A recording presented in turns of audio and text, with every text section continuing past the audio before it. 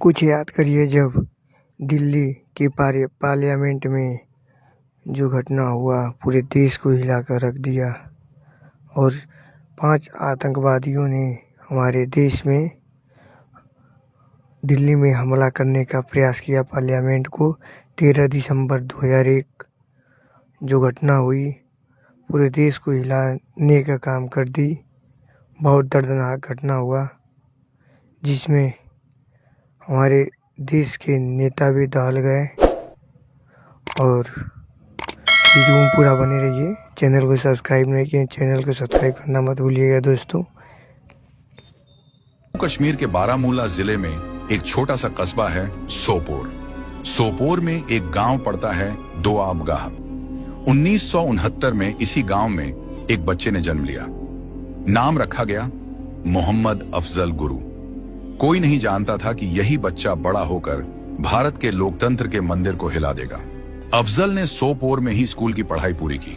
1988 तक 10वीं पास की और उसी साल जेहलम वैली मेडिकल कॉलेज में दाखिला ले लिया। मेडिकल की पढ़ाई, डॉक्टर बनने का सपना, सब कुछ बहुत खूबसूरत लग रहा था, लेकिन घर की माली हालत बहुत खराब थी। कॉलेज में उसे हमेशा लगता था कि उसके साथ भेदभाव हो रहा है। बस 1 साल में ही उसने कॉलेज छोड़ दिया और छोटे मोटे काम करने लगा। उस समय पूरे कश्मीर में अलगाववाद की आग भड़क रही थी। जम्मू कश्मीर लिबरेशन फ्रंट यानी JKLF सबसे आगे था। JKLF की खासियत थी कि वो जवान कश्मीरी लड़कों को भारत के खिलाफ भर्ती करता था। उस समय JKLF के 2 बड़े लोकप्रिय नेता थे, यासीन मलिक और हमीद शेख। अफजल थोड़ा पढ़ा लिखा था, इसलिए उनकी नजर उस पर पड़ गई। कई मुलाकातें हुई, बहुत दिमाग घुमाया गया और आखिरकार अफजल JKLF में शामिल हो गया। उस जमाने में JKLF नए लड़कों को ट्रेनिंग के लिए पाकिस्तान अधिकृत कश्मीर के मुजफ्फराबाद भेजता था। ठीक 1 साल बाद यानी 1990 में यासीन मलिक ने अफजल को भी मुजफ्फराबाद भेज दिया। मुजफ्फराबाद पहुंचते ही अफजल और बाकी लड़कों को एक पुरानी माचिस की फैक्ट्री में ले जाया गया। वहां पहले से ही पाकिस्तान की ISI अपना कैंप चला रही थी। ट्रेनिंग शुरू हुई पाकिस्तानी अफसर जैनुल अब्दीन के नेतृत्व में। अफजल के साथ 80 नौजवान और थे। 2.5 महीने की सख्त ट्रेनिंग चली। हथियार चलाना, कम्युनिकेशन नेटवर्क उड़ाना, स्कूल कॉलेज तबाह करना, बड़े बड़े पुल तोड़ना, सब कुछ सिखाया गया। ट्रेनिंग खत्म हुई तो हथियार बांटे गए। अफजल को एक AK-47 राइफल, 3 भरी हुई मैगजीन और 10,000 रुपए नकद दिए गए। फिर सबको कुपवाड़ा के त्रेहगाम सेक्टर से भारत में घुसाया गया, लेकिन किस्मत ने साथ नहीं दिया। ठीक उसी समय भारतीय सुरक्षा बलों को खबर मिल गई कि POK से ट्रेनिंग लेकर एक पूरा बैच हथियारों के साथ घुसा है। गिरफ्तारियां शुरू हो गईं। एक के बाद एक लड़के पकड़े जाने लगे। अफजल का परिवार डर गया। सबने फैसला किया कि अफजल को दिल्ली भेज दो। दिल्ली में उसका चचेरा भाई शौकत हुसैन गुरु रहता था, वही शौकत जो बाद में नक्शे बनाएगा। अफजल दिल्ली पहुंचा। डर के मारे कुछ नहीं बताया। दिल्ली यूनिवर्सिटी में राजनीति शास्त्र में दाखिला ले लिया और कमीशन एजेंट का छोटा सा काम शुरू कर दिया। अफजल और शौकत साथ रहते थे। तीसरा शख्स था सैयद अब्दुल रहमान गिलानी। दिल्ली यूनिवर्सिटी में अरबी पढ़ाता था। तीनों की दोस्ती बहुत गहरी हो गई। बाद में यही दोस्ती उनके लिए काल बन गई। 1993-94 में अफजल ने ग्रेजुएशन पूरा कर लिया। उधर कश्मीर में सुरक्षा बलों ने एक खास ड्राइव चलाई।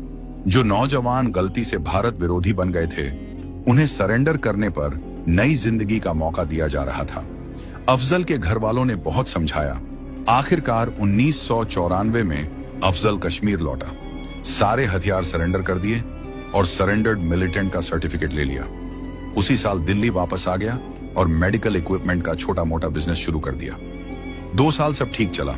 फिर 1997 में अफजल कश्मीर लौटा और मेडिकल सर्जिकल सामान की कमीशन एजेंसी शुरू कर दी। कई साल ऐसे ही बीते। फिर आया फरवरी 2001। श्रीनगर के लाल चौक पर अफजल सर्जिकल सामान सप्लाई कर रहा था। वहां उसकी मुलाकात हुई एक शख्स से, तारिक अहमद। यही मुलाकात पूरी कहानी की जड़ थी। यहीं से अफजल की जिंदगी हमेशा के लिए बदल गई। तारिक ने बताया कि वो अनंतनाग का रहने वाला है। दोनों ने कश्मीर की हालत पर घंटों बात की। कई बार मिले, दोस्ती हो गई। एक दिन बतौर आलू मस्जिद में नमाज के बाद तारिक ने सच बताया। वो पाकिस्तान में रहता है और जैश-ए-मोहम्मद के लिए काम करता है। उसने अफजल को बहुत समझाया, कहा अपने लोगों के लिए लड़ो, पैसा भी बहुत मिलेगा। आखिरकार अफजल मान गया। तारिक उसे सीधे जैश के सुप्रीम कमांडर गाजी बाबा से मिलाने ले गया। गाजी बाबा का बेस था पहलगाम की अदू पहाड़ियों पर। वहां 60 से ज्यादा हथियारबंद आतंकवादी, सैटेलाइट फोन, वायरलेस, सब कुछ था। गाजी बाबा ने अफजल को बहुत मोटिवेट किया।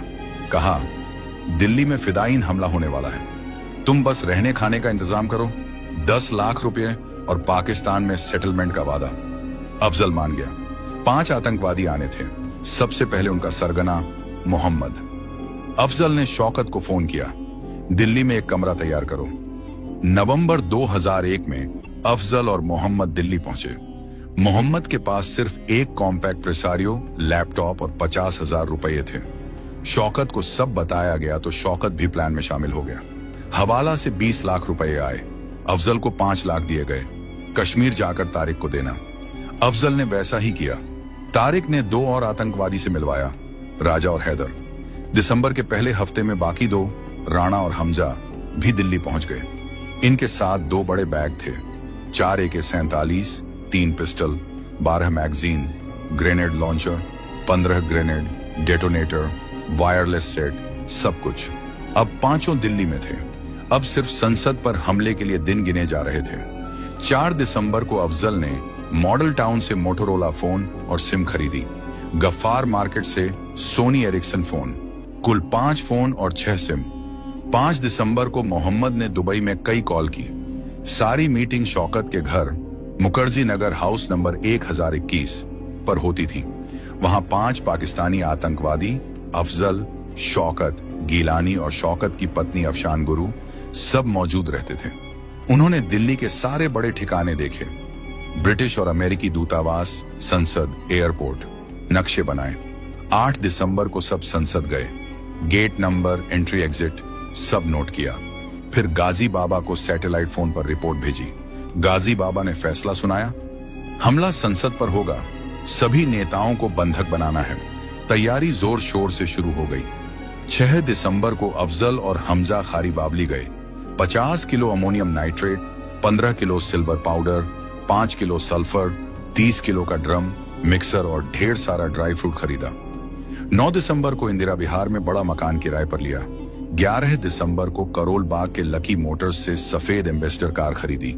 शीशे पर काली फिल्म, छत पर लाल बत्ती, होम मिनिस्ट्री का फेक स्टिकर। 12 दिसंबर की रात सब सामान कार में फिट किया गया। मोहम्मद ने अफजल को लैपटॉप और 10 लाख रुपए दिए। कहा हम जा रहे हैं, तुम लोग बचकर निकल जाना।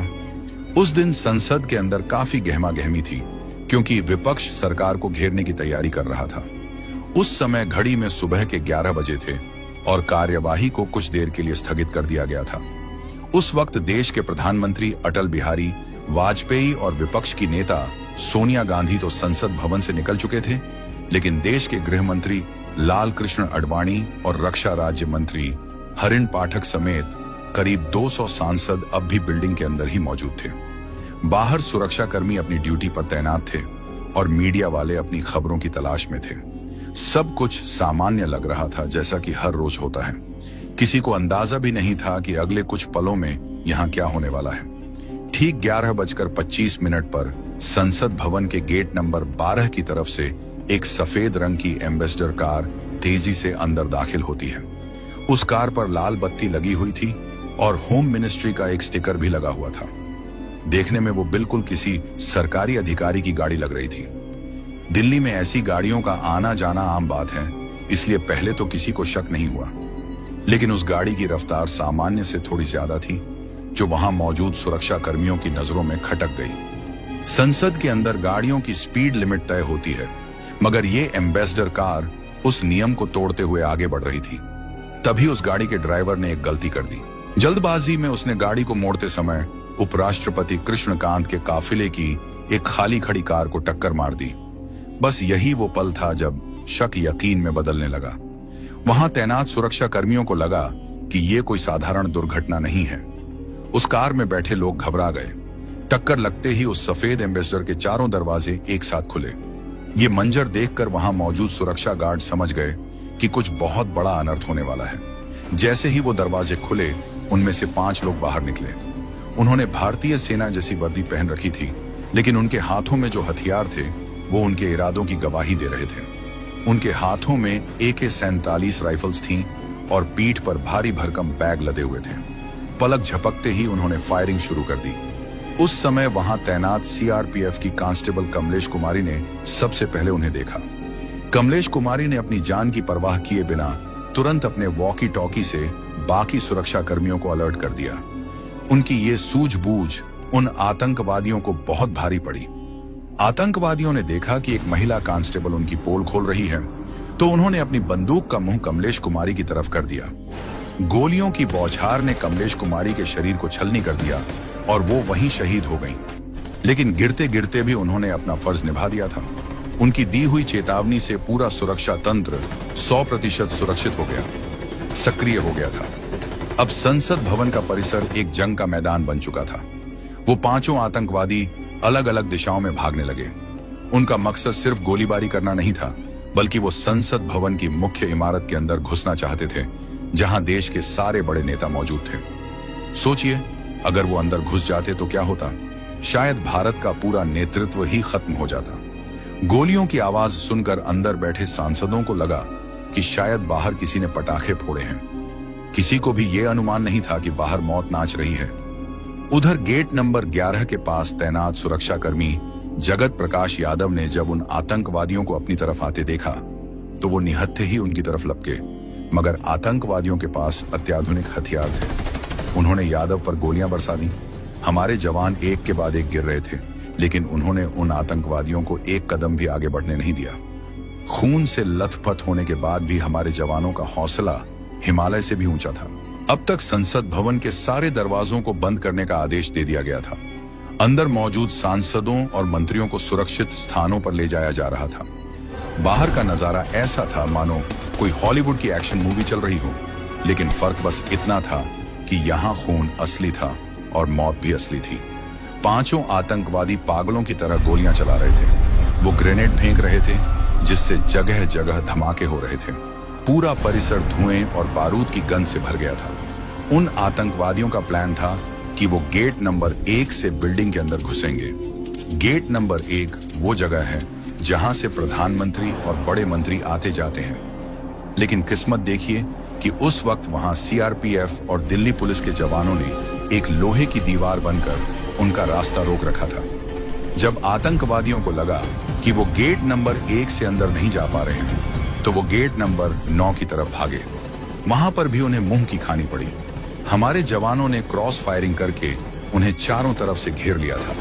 इसी बीच एक आतंकवादी ने संसद भवन की दीवार कूदकर अंदर जाने की कोशिश की, मगर वहां तैनात ITBP के जवानों ने उसे वहीं ढेर कर दिया।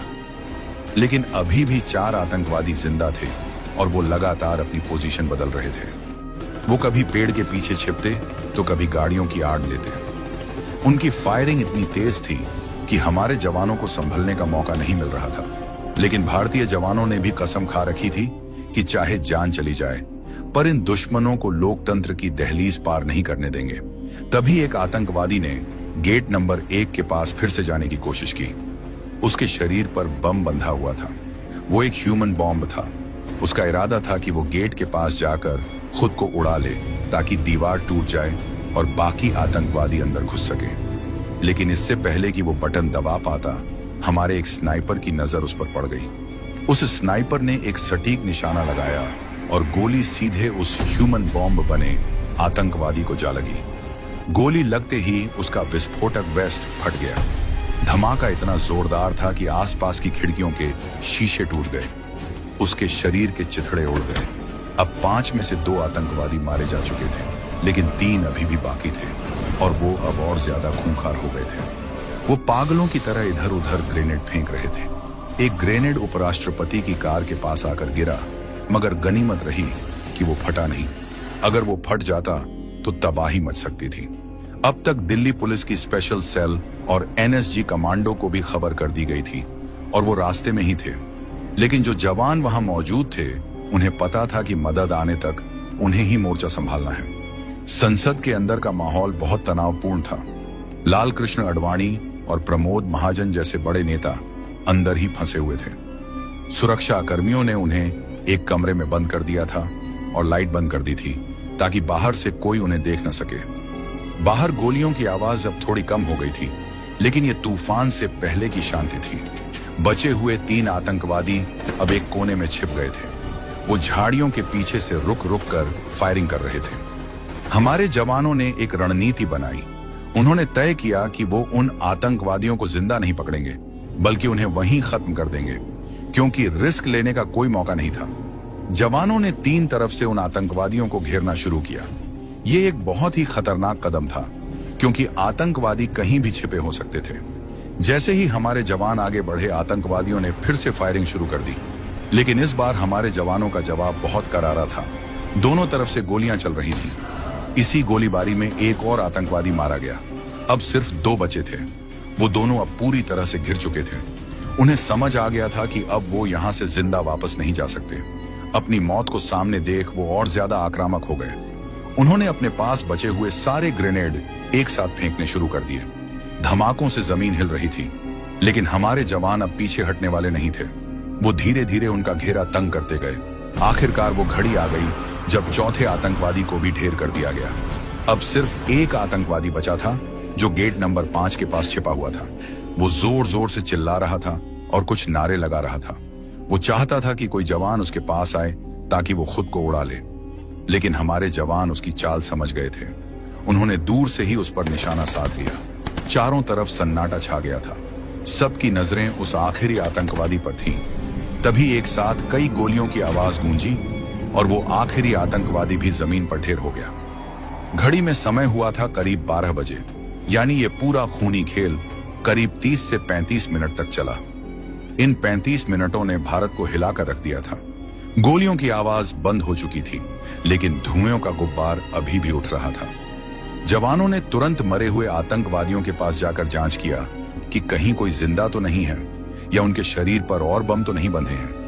जब तसल्ली हो गई कि 5 मारे गए हैं, तब जाकर सबने राहत की सांस ली।